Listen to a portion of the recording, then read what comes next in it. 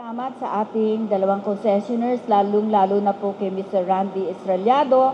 Siya po ang nag-ano na sa katuparan ngayong umaga yung pagbibigay ng cheque para doon sa 15. Kayo po yun, 15 na mga tagang kapatid natin na katutubo.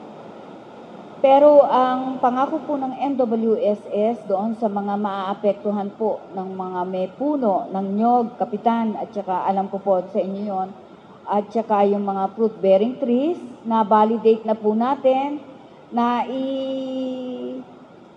isuma total na po natin kung ano ang mga ibabayaran natin doon sa mga nagtanim ng nyog at saka yung namumungang mga puno. Yan po ay base sa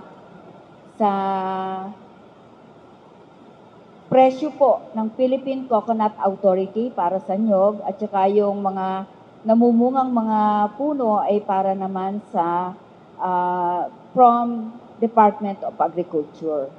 At yan po ay na-validate na po natin. 2 grupo po ang ating binuo kasama ang mga katutubo natin, ang barangay, para ma-determine po natin kung ano talaga yung pwede ang maibibigay ng NWSS sa mga naaapektuhan po ng ating proyekto. Kaya po, ang pangako po namin nung nagpunta po yung mga representative nyo po dito, buong July tatapusin natin ang pagbabayad doon sa mga naapektuhan na mga puno at mga nyog.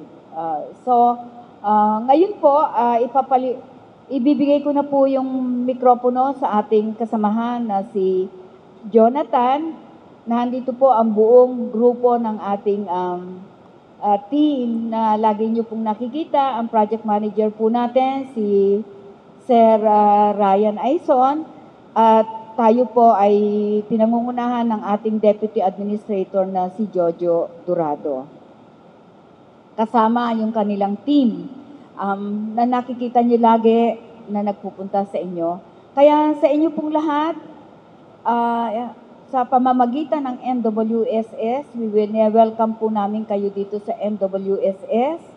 At bukas po ang aming pintuan. Kung ano po ang pwede naming maipaglingkod sa inyo, kung meron po kayong mga hinaing doon sa papagawa natin, bukas po ang NWSS. Lagi po, nahandoon ang ating team, kausapin niyo po sila. Kaya si Jonathan po, lagi ang pwede niyong kausapin at siya ang pagpahatid sa atin ng inyong mga suggestion, hinaing, complaints, or whatever. Ha?